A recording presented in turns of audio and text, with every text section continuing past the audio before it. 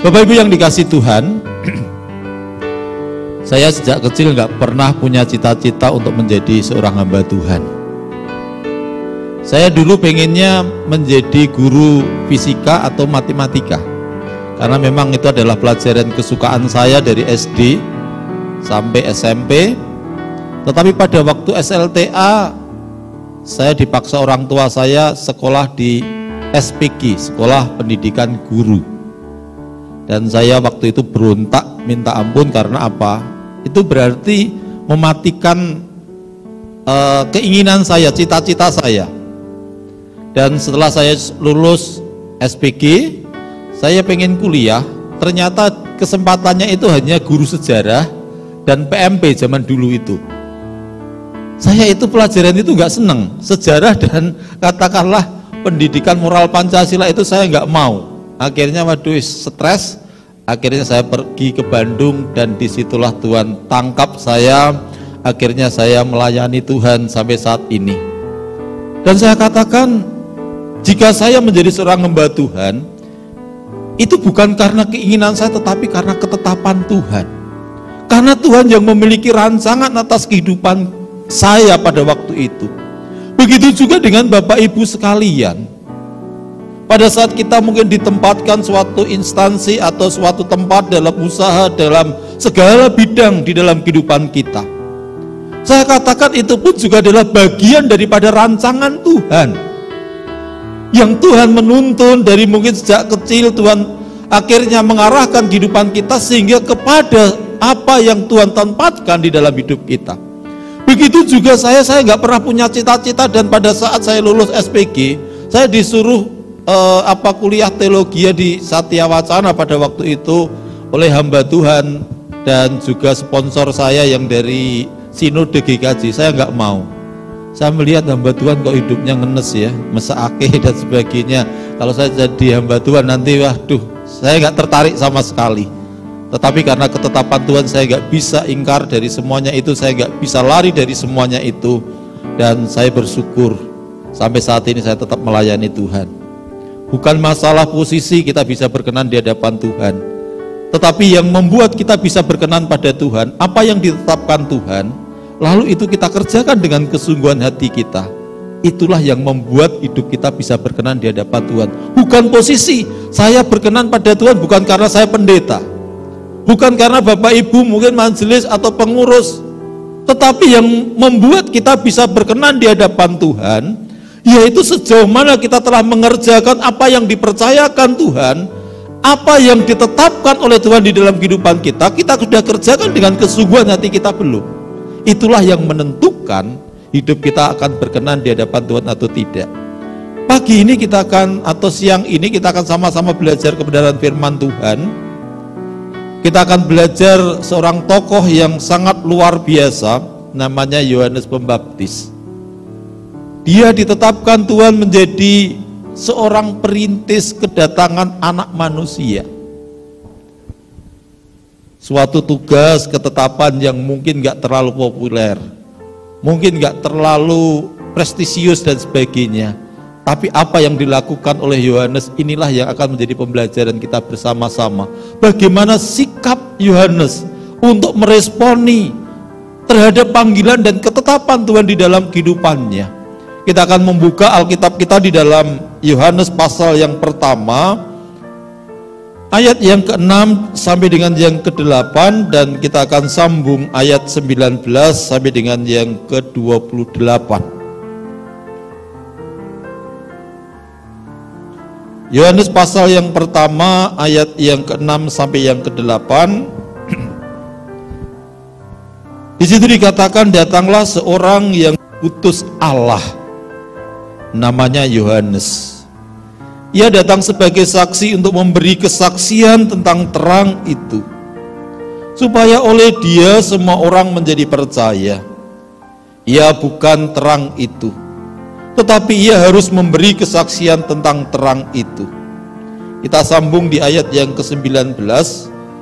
Dan inilah kesaksian Yohanes ketika orang Yahudi dari Yerusalem mengutus beberapa imam dan orang-orang Lewi kepadanya untuk menanyakan dia, siapakah engkau? Ia mengaku dan tidak berdusta, katanya, aku bukan Mesias. Lalu mereka bertanya kepadanya, kalau begitu siapakah engkau? Elia? Dan ia menjawab, bukan. Engkaukah nabi yang akan datang? Dan ia menjawab, bukan. Maka kata mereka kepadanya, siapakah engkau? Sebab kami harus memberi jawab kepada mereka yang mengutus kami. Apakah katamu tentang dirimu sendiri? Jawabnya, akulah suara orang yang berseru-seru di padang gurun. Luruskanlah jalan Tuhan, seperti yang telah dikatakan Nabi Yesaya. Dan di antara orang-orang yang diutus itu ada beberapa orang Farisi. Mereka bertanya kepadanya, katanya, mengapakah engkau membaptis jika engkau bukan Mesias, bukan Elia, dan bukan Nabi yang akan datang? Yohanes menjawab mereka, katanya, aku membaptis dengan air, tetapi di tengah-tengah kamu berdiri Dia yang tidak kamu kenal, yaitu Dia yang datang kemudian daripadaku. Membuka tali kasutnya pun aku tidak layak. Hal itu terjadi di Betania yang di seberang sungai Yordan, di mana Yohanes membaptis. Bapak Ibu yang dikasihi Tuhan, kalau kita memperhatikan dan membaca ayat-ayat ini, kita bisa melihat bagaimana Tuhan menetapkan Yohanes sebagai suara yang berseru-seru untuk mempersiapkan jalan untuk Tuhan. Dan kalau kita perhatikan, para imam orang Farisi pun juga pada bingung terhadap apa posisi Yohanes pada waktu itu. Karena dia adalah anak imam, seorang imam yang sangat terkenal, Zakaria pada waktu itu. Dia pun juga mendapatkan kesempatan untuk masuk di dalam ruang Maha Kudus untuk bisa bertemu dengan Tuhan, untuk mendengarkan suara Tuhan secara langsung. Dan akhirnya mereka bingung. Tetapi tempatnya bukan di istana, bukan di tempat yang mewah, tetapi malah tempatnya di apa? Di padang belantara, di padang gurun. Bayangkan saja kondisi seperti itu.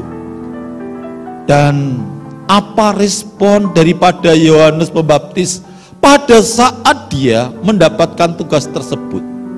Tugas seorang perintis, kalau perintis itu di dalam aslinya dikatakan prodrosmos, yaitu hanya sekedar seorang yang memulai, atau seorang pelopor, atau mungkin kalau dalam pengintaian, dia ini adalah seorang pengintai. Atau kalau misalnya ada seorang raja yang sedang berkunjung, maka seorang perintis itu akan mendahului lari terlebih dahulu untuk mempersiapkan jalan kereta raja.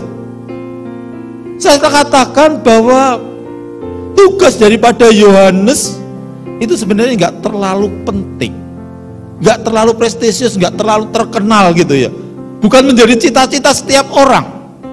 Sekalipun Yohanes adalah anak seorang imam, dia memiliki banyak pengikut, tetapi apa yang dikerjakan oleh Yohanes dengan ketetapan Tuhan, Yohanes menerima ketetapan yang ditetapkan oleh Tuhan di dalam kehidupannya, yaitu menjadi seorang perintis bagi kedatangan Tuhan. Namanya seorang perintis kan, atau katakanlah seorang pengawal yang mendahului seorang raja, lalu dia mempersiapkan, atau kalau sekarang itu mungkin pas pampres ya, mungkin seperti itu, mempersiapkan semuanya, mempersiapkan jalan, atau katakanlah mau kemana dan sebagainya, dia harus mendahuluinya. Mungkin seperti itu, jabatan yang mungkin gak terlalu penting. Sekalipun Yohanes sebenarnya anaknya orang yang penting, sekalipun dia memiliki pengikut yang sangat-sangat banyak pada waktu itu, karena orang-orang yang sudah bertobat dan menjadi pengikut Yohanes. Yang akan kita pelajari bersama-sama, yaitu bagaimana sikap Yohanes terhadap apa yang ditetapkan oleh Tuhan, apa yang menjadi panggilan Tuhan di dalam kehidupan Yohanes. Yohanes menerima dengan sukacita akan setiap ketetapan Tuhan. Dia menyadari itu merupakan sebuah panggilan yang daripada Tuhan. Itu merupakan sebuah ketetapan yang daripada Tuhan. Dan kalau itu merupakan ketetapan yang daripada Tuhan, Tuhanlah yang memiliki otoritas atas kehidupan di dalam kehidupan Yohanes pada waktu itu. Sehingga dia dengan sukacita menerima itu, dan dia katakan dengan jelas dan terus terang kepada setiap orang bahwa aku bukan seorang Mesias, aku bukan seorang nabi, tetapi dia hanya suara orang yang berseru-seru di padang gurun, hanya perintis jalan untuk Tuhan. Yohanes tidak malu untuk mengakui segala ketetapan Tuhan, sekalipun itu bukan pekerjaan yang prestisius, itu bukan pekerjaan yang sangat luar biasa, tetapi Yohanes mau menerima dengan sukacita di dalamnya. Lalu yang kedua yaitu dia mengerjakan tugasnya itu dengan baik, tanpa melampaui kewenangan terhadap yang diutusnya, yaitu siapa? Yesus. Dia tidak mencuri kemuliaan. Jadi apa yang dikerjakan oleh Yohanes, dia mengerjakan setiap kepercayaan Tuhan itu dengan sungguh-sungguh. Lalu yang ketiga, ia tetap rendah hati, menjalankan tugasnya sesuai dengan yang ditetapkan Tuhan, tetap memposisikan Yesus itu yang utama. Maka pada saat mereka bertanya tentang dirinya, dia katakan, aku bukan Mesias, dialah yang tidak engkau kenal, dialah sebenarnya Mesias yang sesungguhnya. Aku ini hanya orang yang diutus Tuhan untuk menyuarakan atau untuk mempersiapkan jalan untuk Tuhan. Dari sini sikap Yohanes, dia betul-betul meresponi dengan positif apa yang menjadi panggilan Tuhan. Dari hal ini kita bisa melihat Yohanes betul-betul memiliki jati diri yang luar biasa. Amin. Pada saat orang memiliki jati diri yang luar biasa, dia tidak akan pernah mencari-cari pengakuan dari orang lain. Ya enggak? Banyak orang karena enggak memiliki jati diri yang kuat, maka apa yang mereka lakukan yaitu mencari pengakuan. Mencari pengakuan daripada orang, cari massa dan sebagainya, tujuannya untuk pengakuan diri ini loh. Aku ini orang hebat, aku ini orang luar biasa. Jadi butuh promosi, ya kan? Sekarang kan banyak orang yang dipromosikan dan sebagainya. Tujuannya apa? Untuk pengakuan diri kita. Oleh karena itu Yohanes gak perlu akan hal itu. Dia mengakui akan keberadaannya, akan dirinya, bahwa dia adalah hanya seorang perintis jalan Tuhan. Dia hanya seorang hamba yang disuruh dan ditetapkan oleh Tuhan untuk mempersiapkan jalan untuk Tuhan. Dari tugas yang ada, dia pun juga selalu mensyukurinya. Dia tidak pernah memberontak terhadap Tuhan, terhadap apa yang ditetapkannya. Sekalipun mungkin kalau dalam perfilman saya katakan Yohanes ini hanya sebagai apa ya, bintang figuran gitu ya. Atau kalau misalnya seseorang jadi bintang film, suruh lewat jalan lalu ditabrak mati, sudah seperti itu. Hanya bintang figuran seperti itu kan. Sekarang bayangkan saja Yohanes datang ke dalam dunia, dia menyuarakan suara pertobatan dan sebagainya, akhirnya dia ditangkap dan dia masuk penjara, akhirnya dia juga mati. Itu kan peran figuran kan, bukan merupakan sebuah tokoh atau katakanlah apa bintangnya seperti itu. Seolah-olah penampilannya hanya sebentar. Iya kan? Berarti sebelum Tuhan Yesus tampil dan setelah Tuhan Yesus tampil sebentar saja dia sudah dipenggal kepalanya, dan matinya pun juga seolah-olah mati sia-sia. Hanya karena permintaan anak raja akhirnya dia dipenggal kepalanya. Gak menyenangkan tugas yang dialami oleh Yohanes pada waktu itu. Apa yang ditetapkan Tuhan ternyata gak enak, gak menyenangkan bagi Yohanes secara manusiawi. Tapi kita bisa lihat bersama-sama Yohanes tetap mensyukuri, tetap menerima dengan sukacita apa yang ditetapkan Tuhan. Inilah yang perlu kita pelajari bersama-sama. Apa kira-kira yang bisa kita pelajari? Yaitu kita harus senantiasa sadar diri kita. Siapakah diri kita?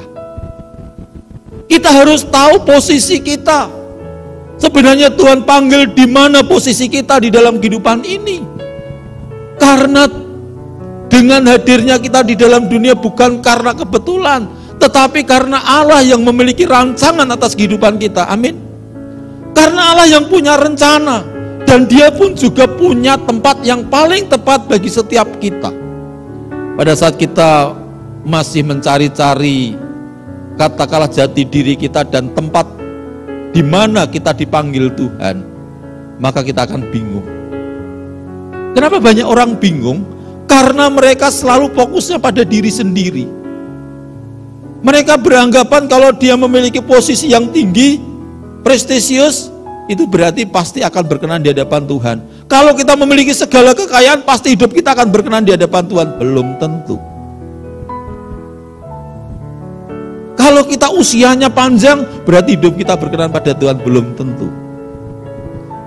Kalau kita pelajari siapa usia atau apa itu, dia ditambahkan usianya 15 tahun.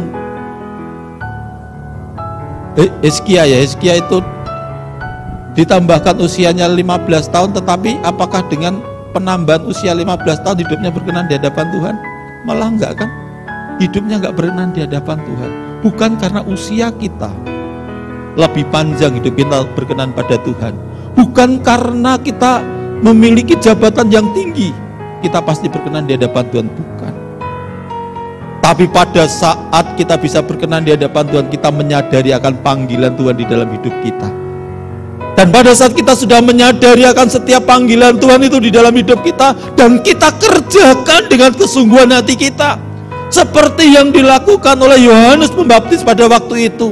Sekalipun itu jabatan bukan jabatan prestisius, bukan sesuatu yang membanggakan secara manusiawi, tetapi dia kerjakan dengan kesungguhan hati. Sekalipun dia hanya sebagai perintis jalan Tuhan, mempersiapkan jalan untuk Tuhan Yesus pada waktu itu, tetapi dia kerjakan dengan kesungguhan hati, maka hidup Yohanes Pembaptis pun juga berkenan di hadapan Tuhan. Sekalipun juga matinya itu dipenggal, sekalipun usianya masih muda, meninggalnya pada waktu itu, tetapi bukan karena itu yang membuat apakah hidup kita berkenan atau tidak, tapi karena Yohanes telah menjalaninya dengan kesungguhan hati. Dia tahu akan panggilan yang sesungguhnya di dalam hidup kita. Kita dipanggil di mana? Itu yang harus kita tahu. Kita dipanggil jadi apa? Kita yang harus kita tahu di dalam kehidupan kita. Dan pada saat kita tahu akan setiap panggilan itu, maka yang kedua, setelah kita tahu peran serta panggilan kita, lalu apakah orientasi dan fokus hidup kita? Seperti yang Yohanes lakukan, Yohanes Pembaptis lakukan pada saat dia tahu panggilannya yaitu sebagai perintis jalan Tuhan, maka dia tidak mencuri kemuliaan, maka fokusnya dia tetap kepada Tuhan. Maka dia tetap memperkenalkan dan dia katakan, dialah yang Mesias yang sesungguhnya, dia yang tidak kamu kenal itu. Dia berani mengatakan itu dengan resiko Yohanes mungkin gak populer lagi, sehingga apa yang terjadi, banyak murid-muridnya kan pada berdatangan kepada Yesus, meninggalkan Yohanes pada waktu itu. Resikonya seperti itu. Tapi Yohanes pun juga tidak menyesali akan segala ketetapan apa yang dilakukannya, karena Yohanes menyadari betul akan panggilan di dalam hidupnya, dan apa yang dilakukannya yaitu tujuannya untuk menyenangkan hati Tuhan. Dia hanyalah sebagai pemain di dalam dunia ini. Sekalipun itu hanya sebagai perintis, tetapi pada saat dia kerjakan sebagai seorang perintis, maka itu pun juga akan bisa membuat hidupnya berkenan pada Tuhan. Seperti kalau mungkin di dalam perfilman itu kan ada tokoh-tokoh mungkin yang peran utama, ada peran pembantu. Siapa yang kira-kira peran pembantunya yang terbaik dan sebagainya, kan ada kan, betul enggak? Bukan karena posisi, tetapi bagaimana dia mengerjakan setiap posisinya itu dengan sungguh-sungguh. Begitu juga hidup kita akan berkenan di hadapan Tuhan bukan karena posisi kita yang tinggi. Saya berkenan pada Tuhan bukan karena posisi saya sebagai seorang pendeta. Bapak Ibu mungkin ya majelis Bapak Ibu berkenan di hadapan Tuhan bukan karena posisi menjadi majelis, tetapi yang membuat kita bisa berkenan di hadapan Tuhan, apakah pada saat saya menjadi seorang hamba Tuhan, hidup saya berkenan di hadapan Tuhan. Saya mengerjakan tugas dan ketetapan Tuhan itu dengan kesungguhan hati saya, enggak. Itu yang diperhitungkan oleh Tuhan. Bukan posisi, tetapi sikap dan tindakan saya sebagai seorang hamba Tuhan. Pada saat saya menjadi seorang hamba Tuhan, saya mengerjakan dengan kesungguhan hati saya, maka hidup saya akan berkenan di hadapan Tuhan. Pada saat Bapak Ibu mungkin pelayanan hanya sebagai aser, mungkin hanya sebagai pendoa dan sebagainya, mungkin hal yang sangat sederhana. Aser kan juga gampang, gak usah persiapan kan, gak usah doa puasa kan, betul nggak? Hanya paling-paling sekarang selamat pagi, selamat siang, pakai hand sanitizer, lalu gitu, lalu pakai termogan, ngukur suhu dan sebagainya. Setiap orang bisa lakukan. Tetapi yang menjadi permasalahan bukan karena setiap orang bisa melakukan. Apakah kita dalam menjalankan itu dengan kesungguhan hati kita, enggak? Apakah kita meremehkan? Alah kan iso, ra perlu persiapan dan sebagainya. Sing penting pakai ada orang lewat dan sebagainya, malah kena mukanya, akhirnya jadi marah kan? Ya kan?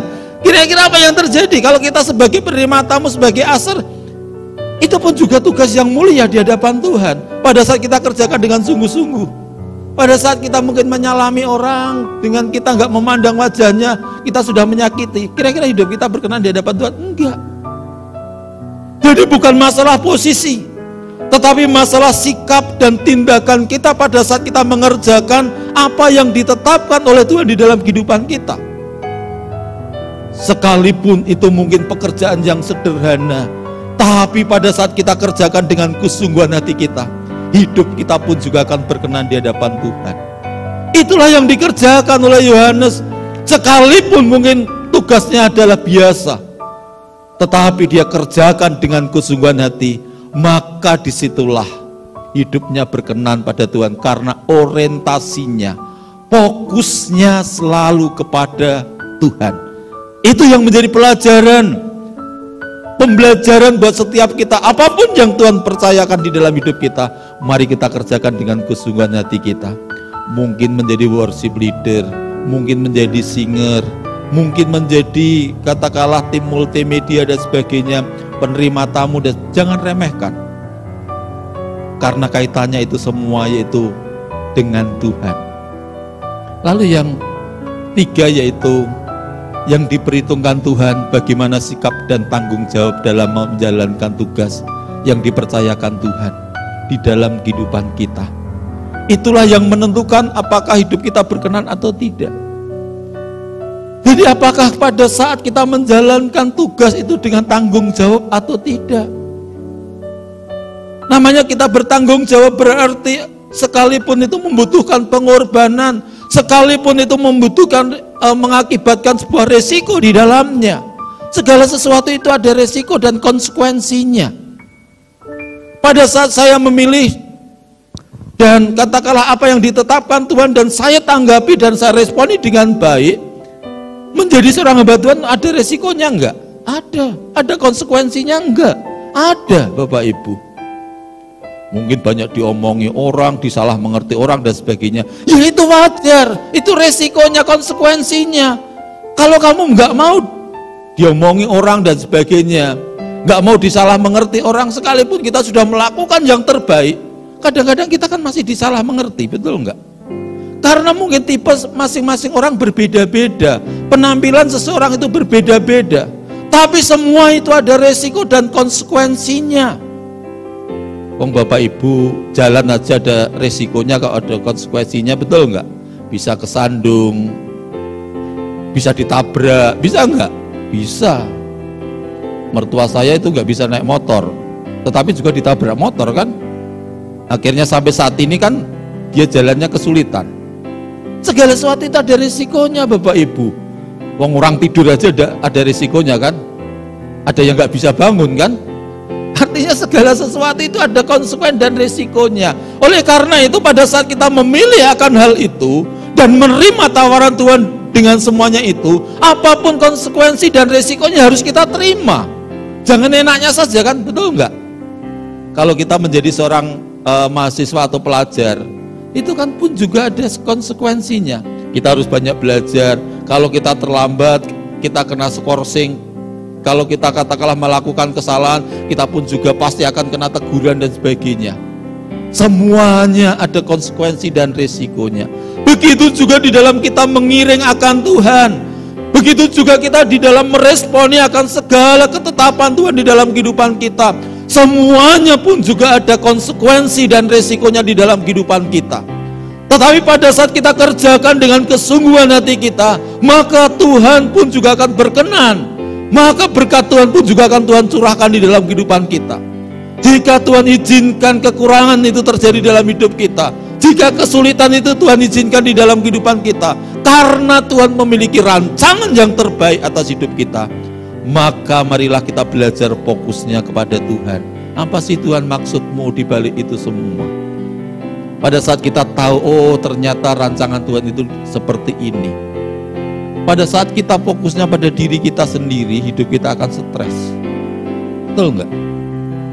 Pengennya kan, hidup manusia itu kan pengennya nggak ada tantangan, nggak ada masalah, semuanya baik-baik, apa yang kita inginkan semuanya terwujud. Seperti Doraemon aja kan, ya enggak? Kalau kita seperti Doraemon, hidup kita enak enggak? Segala sesuatu yang Bapak Ibu inginkan itu terwujud, kira-kira bosen enggak?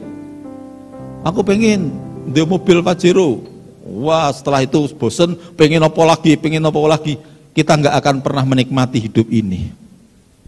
Ternyata hidup ini akan terasa nikmat pada saat kita mengalami kekurangan, betul enggak? Karena dengan ada kekurangan, akhirnya kita berdoa dengan sungguh-sungguh, lalu Tuhan memberikan, ada sebuah kenikmatan. Di dalam kekurangan itu, pada saat kita menikmati segala sesuatu, mendapatkan sesuatu, itu akan terasa nikmat. Tapi kalau Bapak Ibu memiliki semuanya, yang ada di dalam dunia ini, dikasih sesuatu, itu nggak akan pernah terasa apa-apa, kita susah untuk mengucap syukur, betul nggak? Kalau Bapak Ibu kekayaannya itu katakanlah, mungkin 1 triliun atau 1 miliar. Lalu ada orang ngasih uang 1 juta. Kira-kira Bapak Ibu akan terima dengan senang hati? Walah, opo duit sayuto gitu dan sebagainya. Orang ini ajine. Nah, ya enggak? Karena duitnya triliunan. Tapi bagi orang yang membutuhkan, dia mungkin susah payah kerja, mungkin sehari paling-paling dapat 50.000. Lalu tiba-tiba ada orang yang ngasih uang 1 juta atau 10 juta seperti uang kaget itu. Bisa histeris kan? Karena apa? Itu betul-betul menjadi kebutuhan. Karena dia mengalami kekurangan, akhirnya ada sebuah ucapan syukur yang luar biasa. Jadi hidup kita bisa berkenan di hadapan Tuhan, bukan karena kita mewah, bukan kita memiliki segalanya, bukan karena kita memiliki jabatan yang prestisius, bukan. Tetapi hidup kita bisa berkenan di hadapan Tuhan, apakah kita sudah mengerjakan apa yang ditetapkan Tuhan, apa yang ditugaskan Tuhan di dalam kehidupan kita, kita sudah kerjakan dengan kesungguhan hati, ya kita belum.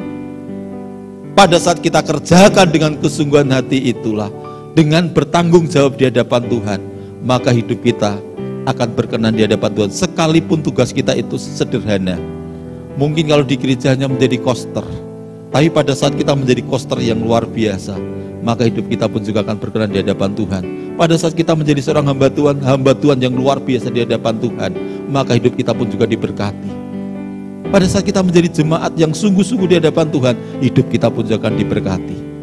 Jadi pelajaran yang kita bisa ambil, mari kita syukuri terhadap setiap apa yang Tuhan tetapkan atas kehidupan kita. Karena Tuhan yang tahu persis, Dia sutradara dalam hidup kita.